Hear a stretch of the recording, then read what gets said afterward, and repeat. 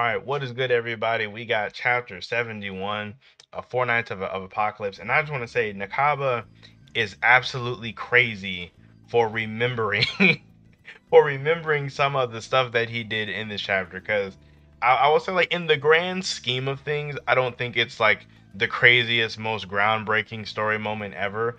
But like, just to remember such a small detail, I gotta give him his props on that. So the fight between Jericho and Gila does continue, and I start to see that I may have been a little bit more incorrect than I initially thought I was in the last re-review, where I'm saying that their abilities are kind of more or less like on par with each other. There is a definite like it definitely starts to show throughout the beginning part of the fight in this chapter, whereas Jericho is like definitively more powerful, or at least definitively more skilled, as we see at least at the very beginning of it. So much so to the point to where she does disarm her. This gives them a chance to actually talk about why Jericho is doing all of this, and she doesn't actually answer her really, like she doesn't actually say why, but we do find out some of the reasons that we can rule out.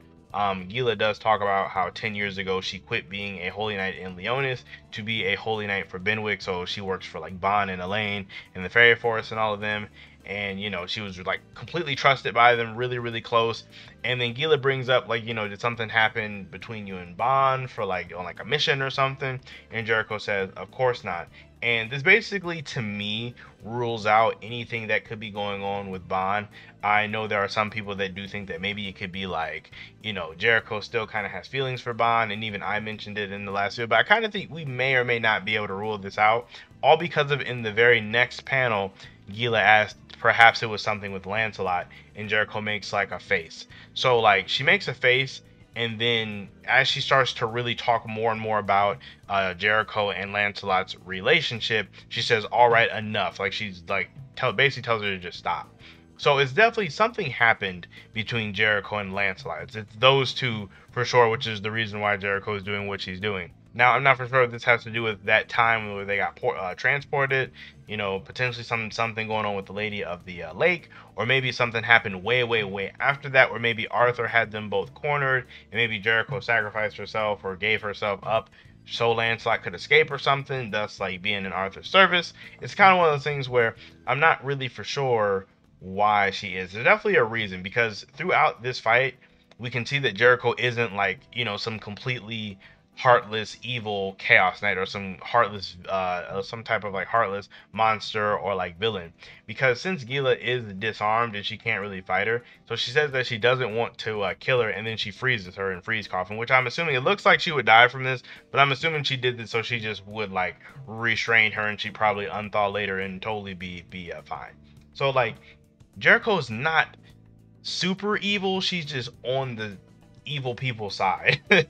I guess it would be the best way to put this. But then after this is when we get Nakaba reaching deep into his bag of things that no one remembered or had thought about, and with Gila being able to transform, or at least partially transform, into a demon to use the hellfire to break out of the ice, and like as a whole transformation essentially to fight with. And this like was really wild to me, because like when I was reading it, I was like, wait a second, like how?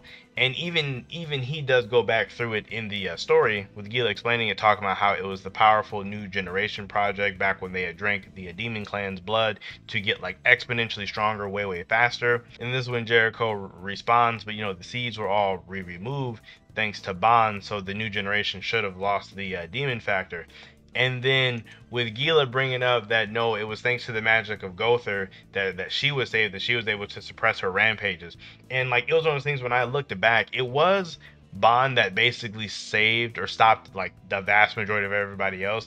But with Gila specifically, it was Gother who saved her, and Gother did it using his magic, so he kind of like suppressed it in her actual mind, instead of actually taking the seed out physically like how Bond did for like everyone else.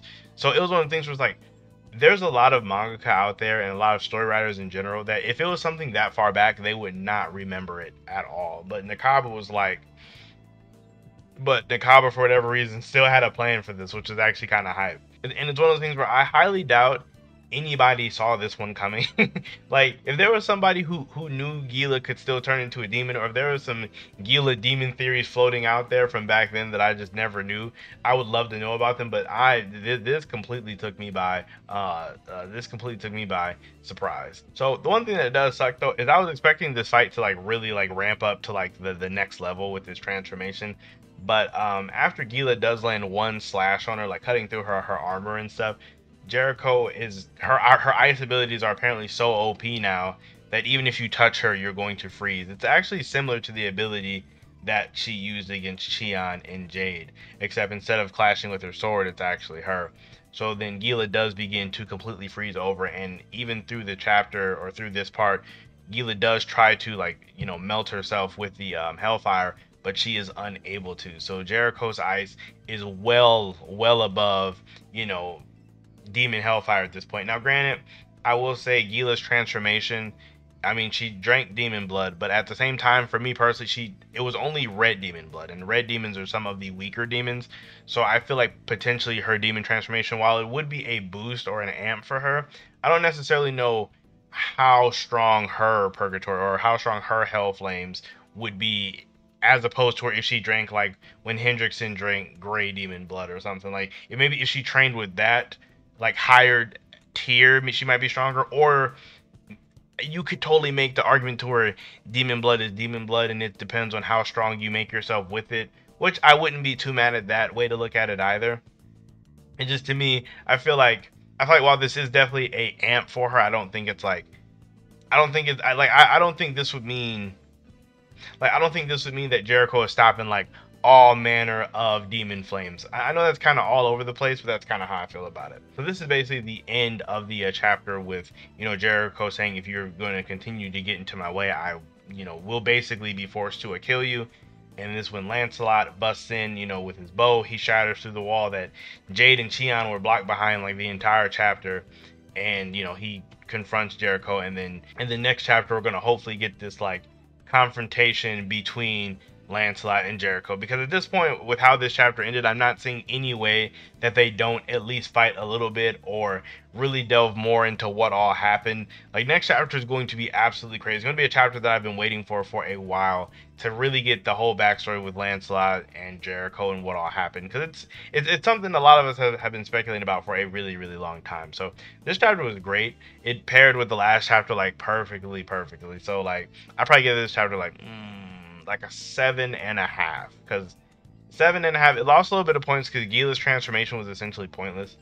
It was like she got a transformation and a power up like literally for no reason, because she still just got no diffed by Jericho. So it was kind of a bittersweet moment. Like, it was cool, but at the end of the day, it really didn't matter at all. So there is that.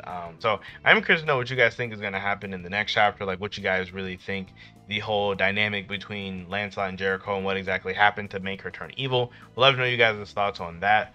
I pretty much said everything that I think I can say on that exact matter in terms of speculating what could have happened between Jericho and Lancelot. So like I was saying, just to know what you guys are thinking on it would be interesting before next chapter comes out, when we're probably going to get what actually happened. Aside from that, I don't really have anything else for you guys. You guys all enjoy the rest of your day, and I will see you all in my next video.